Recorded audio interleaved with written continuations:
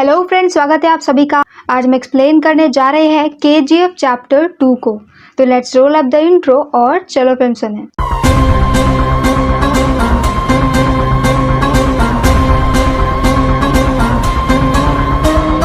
तो कहानी शुरू होती है आनंद से, जो कि चैप्टर 1 में केजीएफ की पूरी स्टोरी सुना रहे होते हैं। यहाँ पर अब आनंद को हार्ट अटैक आ चुका होता है और हॉस्पिटल में उनसे मिलने के लिए उनका बेटा विजेंद्र आता है। और अब क्योंकि ये कहानी सिर्फ आधी ही कंप्लीट हुई है और हर कोई इस कहानी को पूरा जानना चाहता है, तो उस जर्नलिस्ट के कहने पर विजेंद्र आगे की कहानी को कंप्लीट करने के लिए आनंद के ऑफिस में जाता है। यहाँ पर बहुत ढूंढने के बाद उन्हें केजीएफ चैप्टर 2 की स्टोरी मिल जाती है और सीन एक बार फिर से फ्लैशबैक में शिफ्ट हो जाता है, जहाँ पर रॉकी के गरुड़ा को मारने के बाद सभी लोग रॉकी के सपोर्ट में आ गए होते हैं और वो सभी नॉर्मल लोग जो अब तक केजीएफ में काम कर रहे थे, वो लोग गरुड़ा के आदमियों से फाइट करते हैं और फाइनली रॉकी केजीएफ को जीत लेता है। अब यहाँ पर जब बाद में गरुड़ा के सारे पार्टनर्स आते हैं तो उन्हें ऐसा लगता है कि शायद विराट यहाँ पर राज्याभिषेक कर रहा होगा अपना, पर अब यहाँ पर रॉकी उन्हें आकर के बताता है कि विराट को उसने पहले ही मार दिया है और अब केजीएफ का नया ओनर रॉकी है। यहाँ पर एंड्रयू राजेंद्र देसाई के साथ कमल भी होता है, जो कि बहुत ज़्यादा उछल रहा होता है। तो रॉकी उसी वक्त उसे वहीं पर शूट कर देता है और इसके बाद सभी लोग बिल्कुल शांत हो जाते हैं। यहाँ पर वो ज़बरदस्ती रीना को भी पकड़ करके ले आता है, जो कि काफ़ी गलत होता है। और अब यहाँ पर वो रीना को अपने साथ में ही रखेगा और कोई भी उसके अगेंस्ट नहीं जा सकता है। तो रीना के पिता भी कुछ नहीं कर पाते और खुद रीना जिसे कि गुस्सा हो रहा होता है वो भी शांत रहती है। यहाँ पर अब केजीएफ के लोगों की लाइफ पहले से ज़्यादा सुधर गई होती है। उन्हें अच्छा खाना मिल रहा होता है, अच्छे कपड़े मिल रहे होते हैं और अच्छा घर भी उनके लिए बनाया जा रहा होता है। तो वो सभी लोग रॉकी को अपना देवता मानते हैं। अब नेक्स्ट सीन में यहाँ पर रॉकी वनराम के पास में जाता है, जहाँ पर वनराम पहले गरुड़ा का बहुत बड़ा वाला राइट हैंड था, पर अब यहाँ पर वनराम को बांध करके रखा गया होता है। रॉकी बोलता है कि वो वजीर को नहीं मार सकता, वरना फिर चीज़ों को चलाएगा कौन। मतलब कि रॉकी यहाँ पर वनराम को रॉकी के साथ मिल करके काम करने के लिए बोलता है, जिसके लिए वनराम पहले तो मना कर देता है, पर बाद में जब रॉकी अपने दूसरे आदमियों के पास में जाता है जिन्हें की शूटिंग बिल्कुल भी नहीं आती है, तो फिर वहाँ पर रॉकी वनराम को बुलाता है और वनराम यहाँ पर बहुत ही अच्छा निशाना लगा लेता है और इसके बाद वो रॉकी की जॉब को भी एक्सेप्ट कर लेता है और ये बोलता है कि उन्हें सिक्योरिटी को पहले से ज़्यादा बढ़ाना होगा और वो सभी लोगों को ट्रेनिंग भी देगा। यहाँ पर जब पार्ट 1 में रॉकी मेंटेनेंस रूम में गया था, तब उसने वहाँ पर कुछ और भी नोटिस किया था और अब उसे पता चलता है कि यहाँ पर पूरे केजीएफ में सिर्फ एक माइन नहीं है, बल्कि पूरी 9 माइन है और इन 9 माइंस को कभी भी खोला नहीं गया, सिर्फ एक से ही काम चलाते रहे, क्योंकि सूर्यवर्धन नहीं चाहते थे कि हर किसी को 9 माइंस के बारे में पता चले। ऐसा पता चलने पर केजीएफ पे खतरा और भी ज़्यादा बढ़ जाता और अब यहाँ पर जब ये सारी बातें पार्टनर्स को पता चलती है तो वो और भी ज़्यादा शॉक्ड हो जाते हैं और अब तो रॉकी का वट और भी ज़्यादा बढ़ जाता है। वो यहाँ पर किसी को भी नहीं मारता है और सबको पहले की तरह बिजनेस करने के लिए बोलता है, क्योंकि उसे पता होता है कि अगर वो हर किसी को मार देगा तो वो बिजनेस किसके साथ करेगा। पर अब यहाँ पर जो 8 नई माइनें ओपन हुई थी, उसके अंदर कोई भी वर्कर जाने से बहुत ज़्यादा डर रहा होता है, तो यहाँ पर रॉकी आता है और अब वहाँ पर वो खुद ही माइन के अंदर जाता है और काम करने लगता है। ये देख करके बाकी सबको भी मोटिवेशन मिलता है और सभी लोग अंदर चले जाते हैं। यहाँ पर राजेंद्र प्रसाद और एंड्रू ये दोनों ही रॉकी की तरक्की से परेशान हो जाते हैं और वो चाहते हैं कि कैसे भी करके रॉकी को रोक दिया जाए और रॉकी को रोकने का काम रमिका कर सकती है। रमिका एक बहुत ही स्ट्रॉन्ग पॉलिटिशियन होती है और ऐसा माना जाता है कि वो एक डिक्टेटर टाइप की होती है, जो कि हर किसी पे अपना पावर बना करके रखती है। यहाँ उनके टीम में एक पॉलिटिशियन भी होता है जिसका नाम होता है नारायण। तो अब वो लोग ये चाहते हैं कि वो लोग नारायण को पीएम की पोस्ट से हटा दे और वहाँ पर रमिका आ जाए, क्योंकि अगर रमिका आएगी तो फिर रॉकी बर्बाद हो जाएगा। इसीलिए वो लोग एक ऐसी वोटिंग का प्लान करते हैं जहाँ पे सभी पॉलिटिशियन नारायण के अगेंस्ट में वोट देंगे और उसे पीएम के पद से हटा दिया जाएगा और इसी के साथ उसकी सरकार भी गिर जाएगी। पर जब तक यहाँ पर ये सब हो, उससे पहले वहाँ पर दूसरी तरफ केजीएफ में माइनिंग के दौरान उन्हें एक बहुत बड़ी स्वॉर्ड मिलती है, जिसे देख करके सभी लोग डर जाते हैं। ये तलवार होती है अधीरा की, जिसे कि गरुड़ा ने मरवा दिया था। पर अब हम यहाँ पर नेक्स्ट सीन में अधीरा को जिंदा देखते हैं, क्योंकि वो यहाँ पर गरुड़ा के मरने का वेट कर रहा था और अब वो फाइनली अपना केजीएफ लेने के लिए वापस आएगा। अधीरा यहाँ पर अपनी टीम को इकट्ठा करता है और केजीएफ के आउटपोस्ट 1 पर अटैक कर देता है। इस पे वहां पर मौजूद सभी लोग मारे जाते हैं और इसके बाद अधीरा वहां से निकल जाता है। ये उसके लिए बस एक शुरुआत होती है। और अब अगर कोई भी केजीएफ से बाहर सोने का ट्रक लेकर के निकलेगा तो अधीरा उसे मार देगा। यहाँ पर जो पार्टनर्स होते हैं वो भी जा करके अधीरा से ही मिल जाते हैं और अब उनका प्लान ये होता है कि कैसे भी करके रॉकी को केजीएफ से बाहर लेकर के आए। इसके लिए वो जानबूझ करके राजेंद्र प्रसाद को शूट कर देते हैं। और अब ये न्यूज़ सुनने के बाद राजेंद्र प्रसाद की बेटी रीना तुरंत ही केजीएफ से निकल जाती है अपने पिता से मिलने के लिए। जब ये बात रॉकी को पता चलती है तो रॉकी भी उसके पीछे पीछे चला जाता है। आगे जा करके रीना को किडनैप कर लिया जाता है और अब रीना अधीरा के लोगों के पास में होती है। रॉकी यहाँ पर उसे बचाने के लिए जाता है और एक बहुत ही अच्छा सा एक्शन सीन होता है। पर अब यहाँ पर अधीरा जो कि दूर से ही रॉकी के ऊपर निशाना लगा के रखता है वो रॉकी को शूट कर देता है। पर इसके बाद भी मौका होने पर भी वो रॉकी को जान से नहीं मारता है क्योंकि उसने देखा था कि केजीएफ के लोगों के मन में रॉकी के लिए बहुत ज़्यादा इज्जत थी और विश्वास था और वो चाहता था कि ऐसी टूटी फूटी हालत में जब रॉकी वापस जाएगा तो सबका विश्वास टूट जाएगा। और अब जब यहाँ पर घायल घायल रॉकी केजीएफ में वापस जाता है तो सबका सच में विश्वास खत्म हो जाता है। यहाँ दूसरी तरफ मुंबई में शेट्टी और बाकी सारे वो लोग जो कि रॉकी से नफरत करते थे वो लोग रॉकी के सपोर्टर को जानबूझ के मरवा देते हैं। साथ में अगर कोई भी ट्रक केजीएफ से बाहर निकलता है तो अधीरा उसके सभी लोग को मार के उनकी लाशें वापस भेज देता है।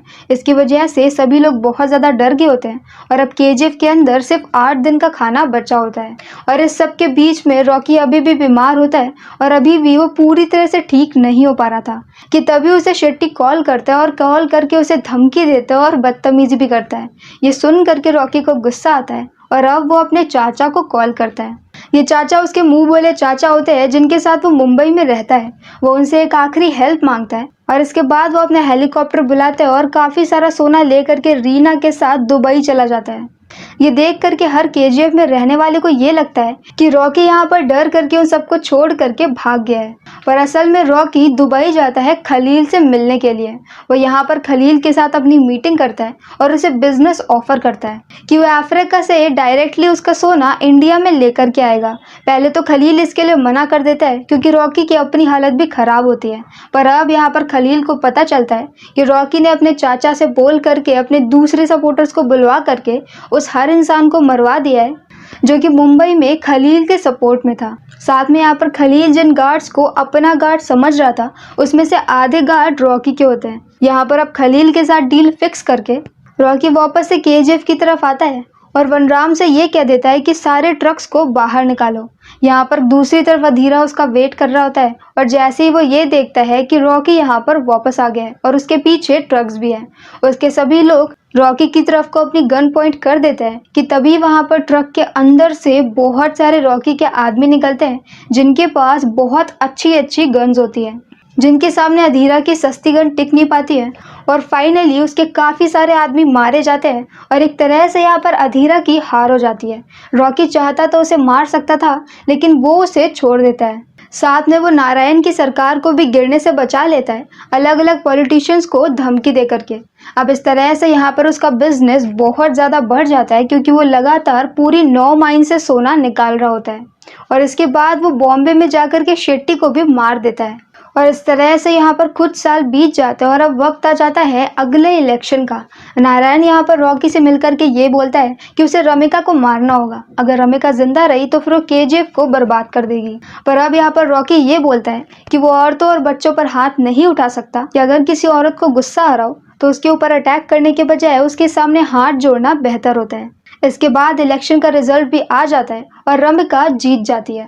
जीतते ही यहाँ पर बहुत सारे लोग रमिका को केजीएफ के बारे में और रॉकी के बारे में पूरी स्टोरी बताते हैं और अब हमें यहाँ पर पता चलता है कि इतने सालों के बीच में रॉकी ने केजीएफ का डेवलपमेंट बहुत ज़्यादा हाई लेवल पर कर दिया होता है और वो लोग जो वहाँ पर कीड़े जैसी ज़िंदगी जी रहे होते हैं अब उनके पास काफ़ी अच्छे घर होते हैं।